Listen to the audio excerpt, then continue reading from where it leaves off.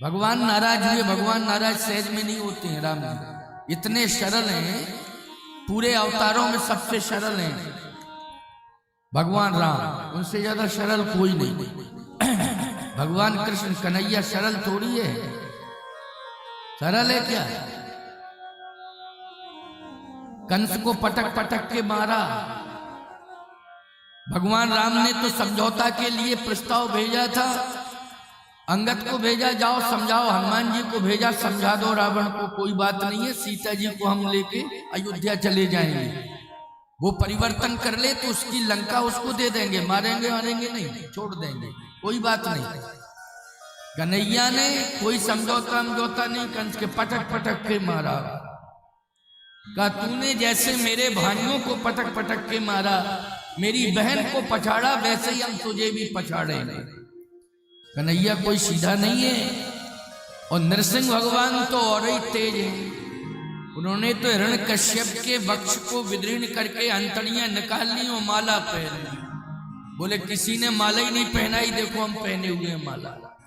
अंतड़ियां पड़ी हैं, माला, किसी की हिम्मत नहीं है। कौन छुए? उग्रम वीरम महाविष्णु ज्वलंतम सर्वतोमुखम, ऐसा उग्र स्वरूप धारण करके विष्णु भगवान, महाविष्णु भगवान नरसिंह बन के प्रकट हुए। बोलिए नरसिंह भगवान की।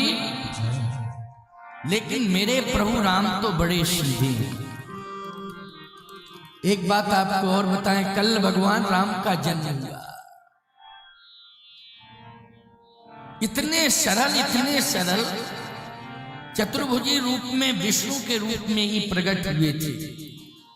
लेकिन कौशल्या जी ने कहा नहीं, छोटे बन जाओ, तुरंत ही छोटे बन गए। की जय शिशुलीला अति प्रियशीला, यह सुख परम अनूपा। शिशु बन जाओ, रो, सुन बचन सुजाना, रोदन ठाना, होए बालक सुरभूपा। रोने लगे, छोटे बन गए, रोने लगे। बोलो है सरल कि नहीं? कन्हैया कारागार में प्रकट हुआ। देवकी वसुदेव रो रहे हैं। भगवान ने कहा क्यों रो रहे हो? अब मैं आ चुका हूं, अब रोने की जरूरत नहीं है। वसुदेव जी ने कहा कि इसलिए रो रहा हूं क्योंकि हम, मेरे हाथ पैर बंधे हैं, हाथ पैर बंधे हैं। अच्छा बोलो, हथकड़ियां बेड़ियां पड़ी थी ना, कहे हाथ पैर बंधे हुए। क्यों भैया? बच्चा पैदा हो और माँ के हाथ पांव बंधे हो तो कितना कष्ट होगा। देखिए कि हम अपने बच्चे को ही नहीं पकड़ पा रहे, उसको ही नहीं संभाल पा रहे, कष्ट होगा कि नहीं होगा? देवकी मैया ने कहा यही तो कष्ट है कि मेरा बेटा बन गया लेकिन मैं स्पर्श नहीं कर पा रही हूं, पकड़ ही नहीं पा रही हूं। क्यों? हाथ बंधे हैं मेरे, बेड़ियां पड़ी हैं पैरों में, कष्ट की बात है। वसुदेव जी ने कहा कि मैं क्या करूं, मैं भी तो असमर्थ हूं। सोचो जरा, विचार करो। कन्हैया ने शर्त रख दी, हथकड़ियां बेड़ियां तो टूट जाएंगी लेकिन शर्त है, शर्त स्वीकार करो। भगवान राम ने कोई शर्त रखी थी कौशल्या अम्बा से? बताओ भाई। उन्होंने कहा छोटे बन जाओ, रो। छोटे बन गए, रोने लगे, कोई शर्त नहीं। कन्हैया कहता है शर्त है मेरी। क्या शर्त है?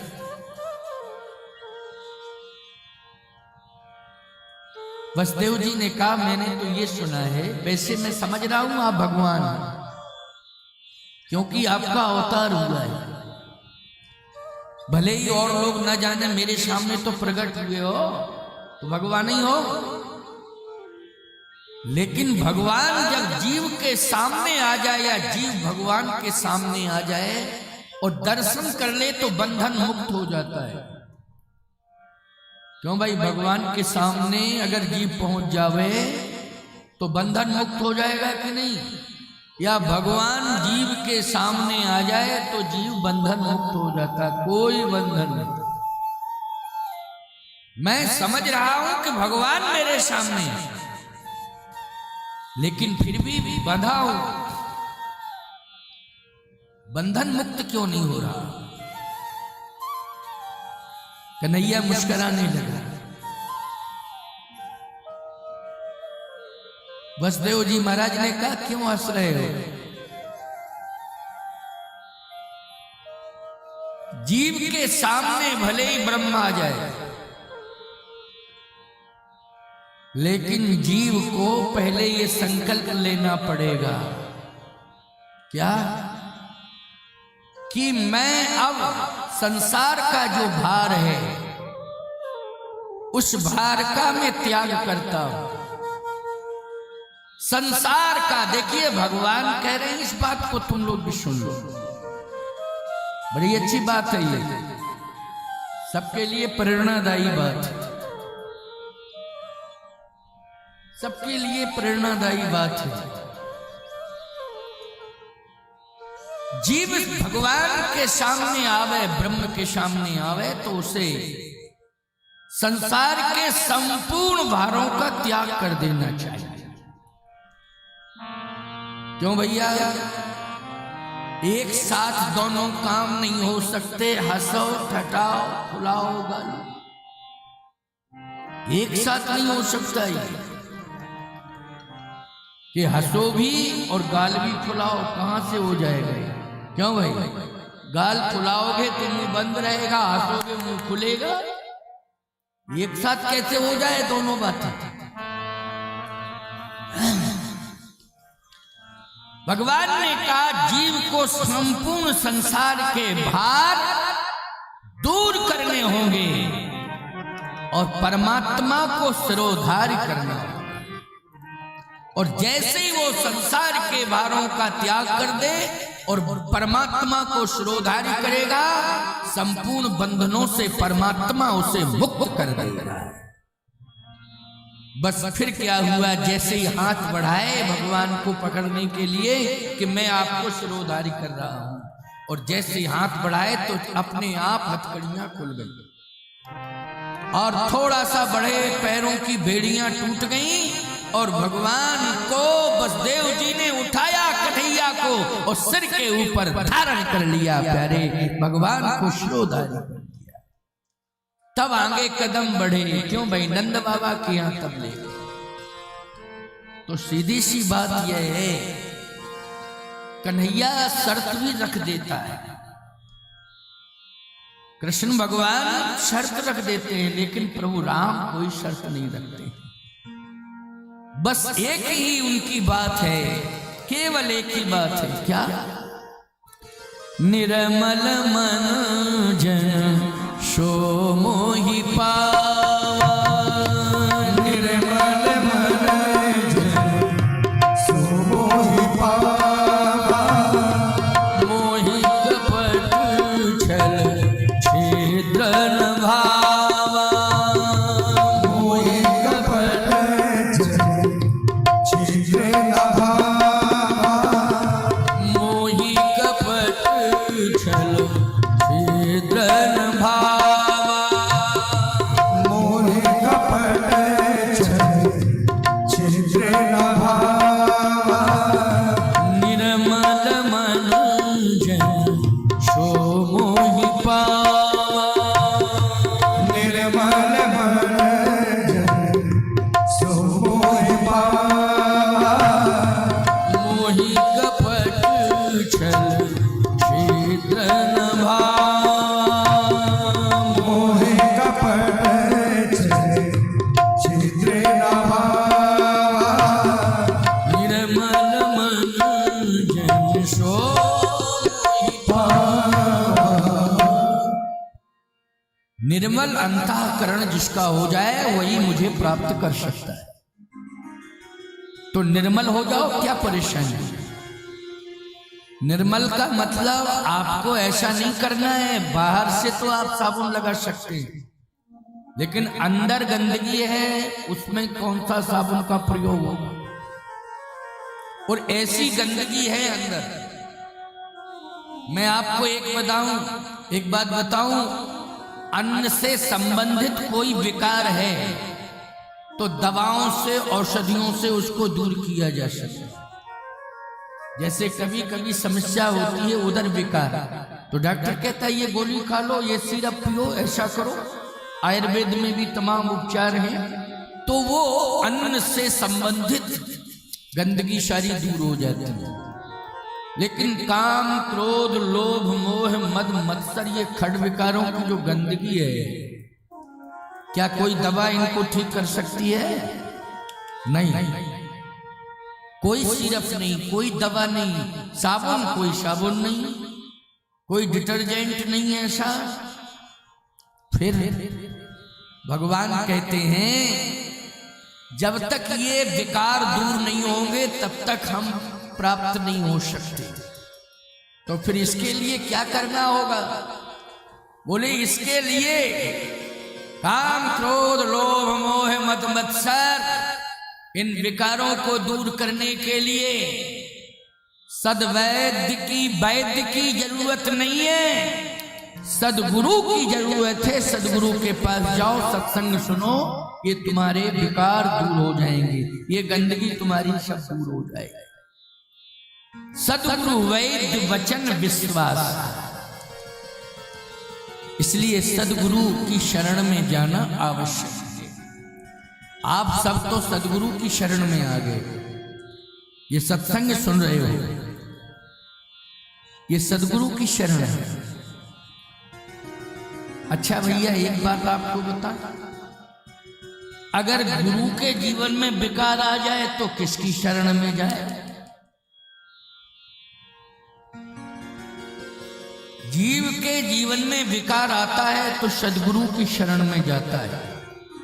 क्यों भाई, जाता है कि नहीं? लेकिन सदगुरु के विकार आ जाए तो वो परमात्मा की शरण में जाओ। किसकी शरण में? परमात्मा की शरण में जाओ। परमात्मा की शरण में गया। आओ पंडित ब्रजभूषण जी बहुत व्यस्त हैं ये भागवतों में, लेकिन फिर भी आ जाते हैं। मेरे प्रति इनकी बड़ी शरणागति, श्रद्धा रखते हैं, मैं भी इन्हें आशीर्वाद देता रहता हूँ। मुखर और यशस्वी वक्ता है, मेरे कृपा पात्र में आशीर्वाद।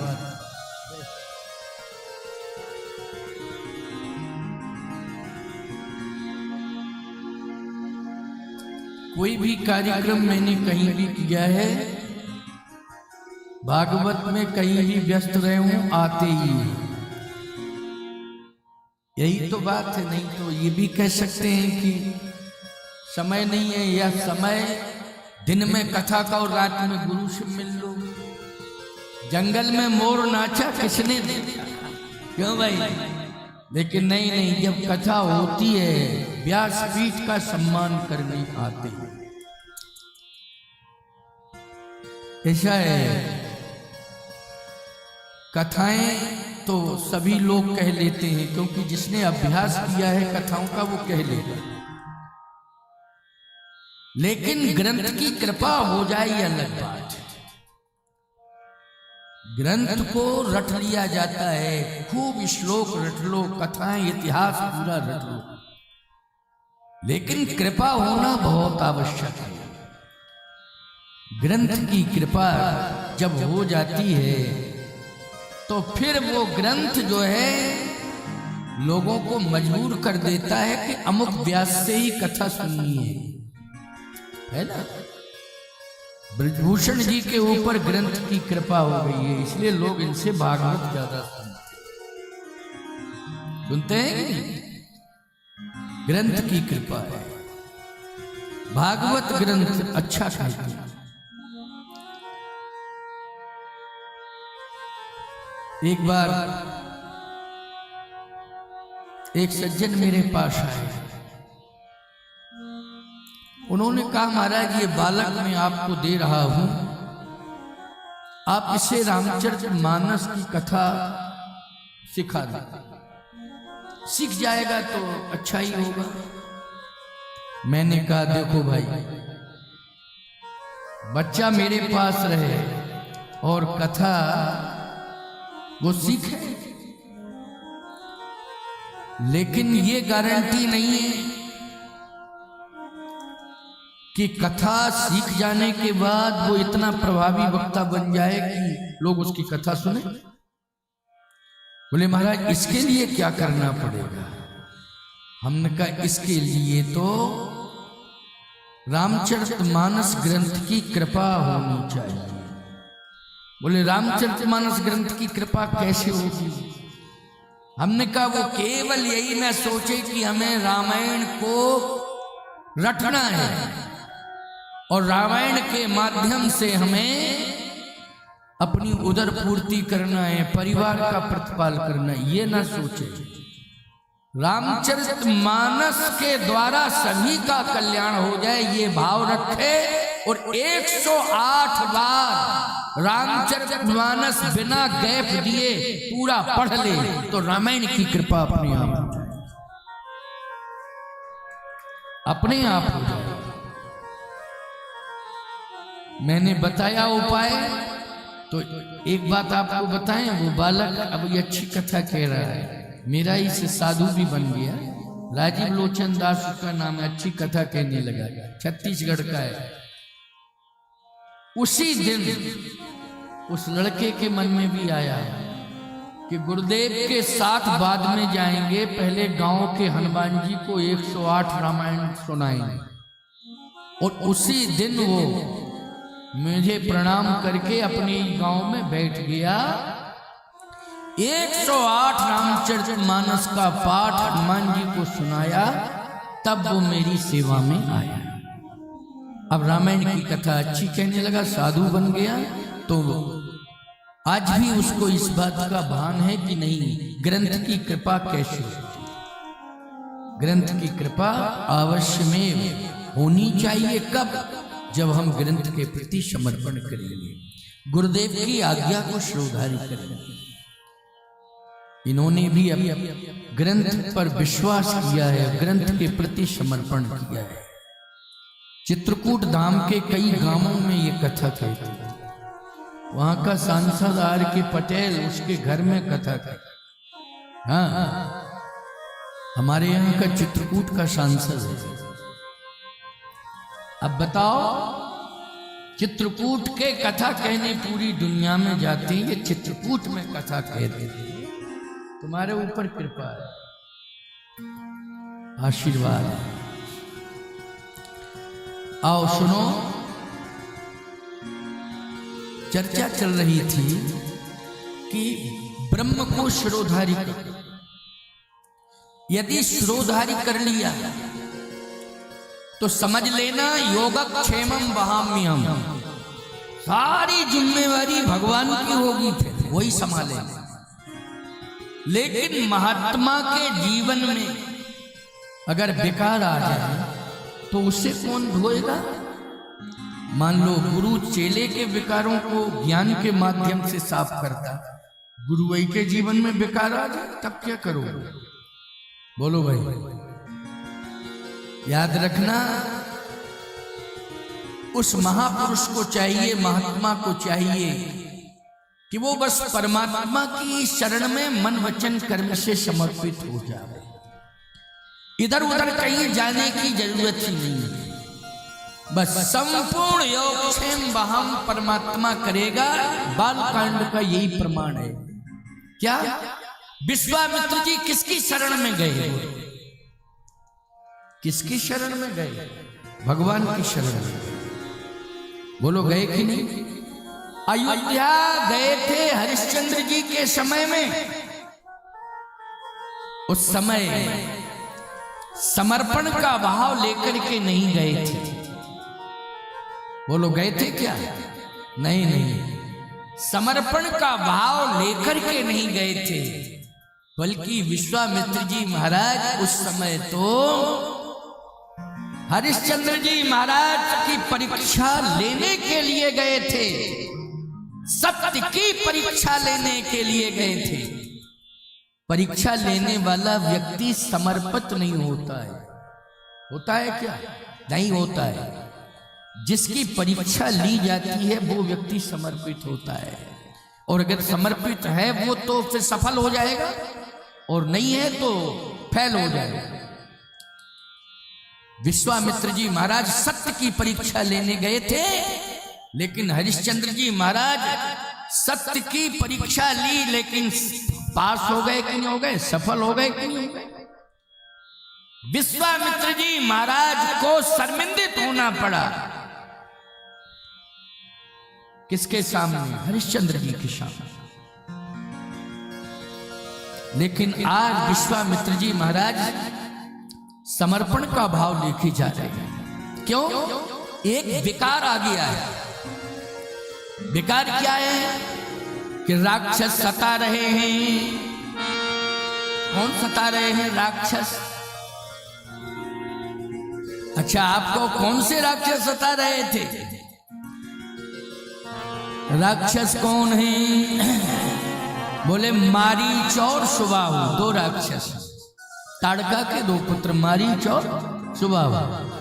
जहीं जप जोग जग मुनि करहीं, जहीं जप जोग जग मुनि करहीं, अति मारीच सुबाहु डरहीं, अति मारीच सुबाहु डरहीं, अति मारीच सुबाहु डरहीं, अति मारीच सुबाहु डरहीं, देखत जग निशाचर धावहीं, देखत जग निशाचर धावहीं, करहीं उपद्रव मुनि दुख पाहीं, करहीं उपद्रव मुनि दुख पावहीं, करहीं उपद्रव मुनि दुख पाहीं। एक बात आपको बतावें, गुरुदेव का जीवन यज्ञ है। क्या है? यज्ञ है। बोलो है कि नहीं? अच्छा बोलो भाई, गुरु का जीवन यज्ञ है। यज्ञ मानी भगवान। गुरु को क्या मानते हो? बोलो। भगवान मानते। गुरु को क्या मानते हो? भगवान। गुरु का जीवन यज्ञ है, लेकिन यज्ञ है और यज्ञ सफल नहीं हो रहा है तो यज्ञ बदनाम है। बोलो भाई, यज्ञ अगर सफल नहीं हो रहा है तो यज्ञ क्या है? बदनाम है। यज्ञ को सफल कौन नहीं होने दे रहा है? यही तो बाधाएं हैं। मानो यज्ञ हो, मूसलाधार पानी बरसे, हवन कुंड में चला जाए तो बाधा हो गई। इसका मतलब है कि यज्ञ बदनाम हो गया। क्या? अरे भैया, इतना पानी बरसा, इतना पानी बरसा कि यज्ञ की अग्नि ही बुझ गई। इतना। एक बात आपको बताएं, एक यज्ञ तो हुआ, इधर की बात है, कहां की? सुनो जरा ध्यान से। बैतूल जिला नहीं, आष्टा के पास हुआ था यज्ञ। आष्टा मध्य प्रदेश में ना, आष्टा इंदौर, भोपाल इंदौर के बीच में आष्टा। वहां पर यज्ञ हुआ, मुझे जाना था यज्ञ में। बहुत प्रयास किया उन्होंने, कई महीने से, महाराज 1-2 दिन क्यों ही आ जाए, चलो भाई मैं आ जाऊंगा। आष्टा और सीहोर के पास में, जहाँ के वो प्रदीप मिश्रा शिव पुराण वाले हैं, उन्हीं के गांव के पास में यज्ञ था। बहुत बड़ा यज्ञ हुआ था, उसमें 1-2 दिन के लिए मुझे जाना था। अभी 2 साल की बात है। मूसलाधार पानी बरसा,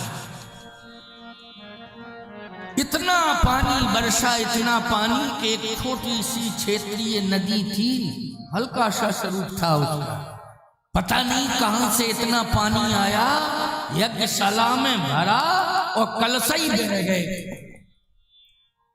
जितने कलश रखे थे सब बह गए। अब वीडियो से दिखावे महाराज देख लो ये हाल मचा है, कलश बह रहे थे और दिखा रहे थे। हम झूठ नहीं बोल रहे महाराज, हम नाराज हो रहे थे कि तुम लोग 6 महीने से तो परेशान की हो, अब कह रहे हो कि यज्ञशाला बह गई। बोले महाराज हम झूठ नहीं बोल रहे, दिखाया तो कलश बह रहे थे, कुंडों के ऊपर पानी प्रवाहित हो रहा है। बोलो बहुत बड़ा व्यवधान हो गया, क्या हो गया? सावधान, यज्ञ बदनाम हो गया क्षेत्र में। अरे बोले कोई बहुत बड़ी त्रुटि हो गई इसलिए यज्ञ सफल नहीं हुआ। आ जाओ अयोध्या दास जी महाराज पधारो, बोलिए अयोध्या दास जी महाराज की। आओ देखो महात्मा ऐसे हैं जिन्होंने परिश्रम करके आश्रम बनाया है बटेश्वर नाथ में। दंडवत दंडवत पधारिए। अयोध्या दास जी महाराज ने अयोध्या धाम आश्रम बटेश्वर धाम में बनाया है। आओ पधारो महाराज, विराज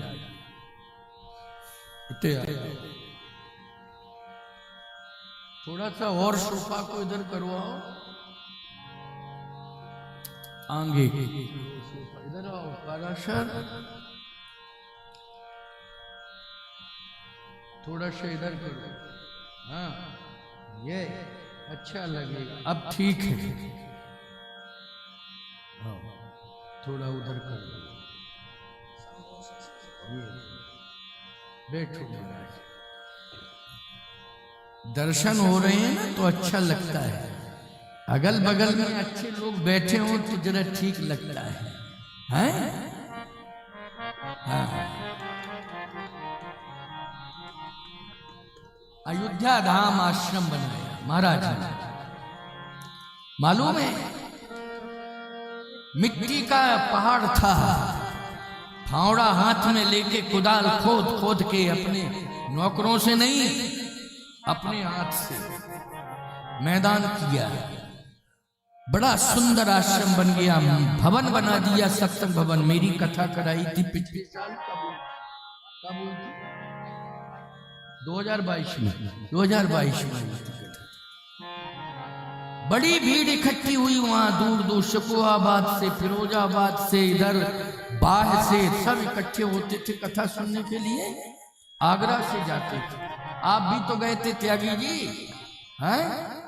ये सुधाकर गए थे कथा सुनने, जय भोले गए थे और सत्येंद्र भी गया था, पूरे सब गए थे, आगरा से सब टीम गई थी पूरी भक्तों की। इतना सुंदर रमणीक आश्रम है, पूरे मिट्टी के पहाड़ हैं, अगल बगल में बीच में आश्रम बना है। महात्मा परिश्रमी है, मालूम साधु संत जो है केवल भजन ही नहीं करते हैं, श्रम भी करते हैं। ऐसा मत सोचना कि हाथ में माला लेकर के बैठे ही रहते हैं भजन के, मेहनत भी करते हैं। और सुनो, कोई भी व्यक्ति भूखा नहीं जा सकता है, पहुंच जाओगे प्रसाद पाओ, कोई नहीं होगा हाथ से चक्कर बना के खिला देंगे, लो पाओ प्रसाद। ये साधु का स्वभाव ऐसे ही होना चाहिए। कोई साधु के आश्रम में प्यासा भूखा प्यासा नहीं सो सकता है, सावधान।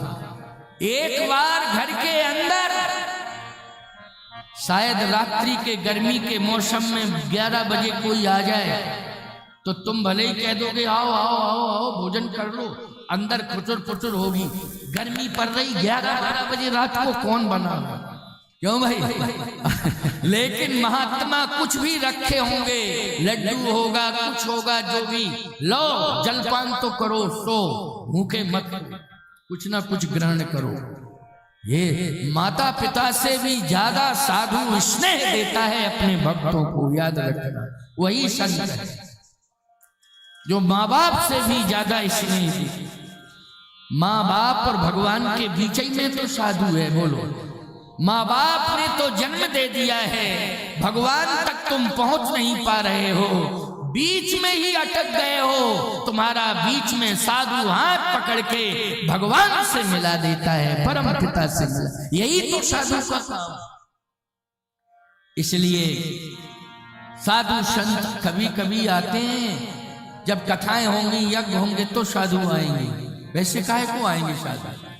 वैसे नहीं आते हैं साधु। भजन से फुर्सत नहीं है उनको, यज्ञ करने से फुर्सत। यज्ञ का मतलब ये नहीं गांव में हो रहा हो, आश्रम में भी रोज यज्ञ होता है, हवन करते हैं महाराज। हमारे कामदगिर में यज्ञशाला ऊपर बनी है, पर्वत के ऊपर बेदी पर मुनि साध समाजू, जहां पर यज्ञ बेदी बनी थी। सिय निज पान सरोज सुहाई, किशोरी जी ने, भगवान राम ने, दोनों ने अपने हाथ से यज्ञ वेदी तैयार की यज्ञ करने के लिए कि हम यहाँ 11.5 साल रहेंगे तो यज्ञ कैसे होगा। तो भगवान राम ने, लक्ष्मण जी ने, जानकी जी ने, लक्ष्मण जी सामग्री ला रहे थे और राम जी और सीता जी यज्ञ वेदी बना रहे थे। बोलो, वही यज्ञ वेदी की भूमि कामदगिर पर्वत पर, वहां यज्ञशाला बनी।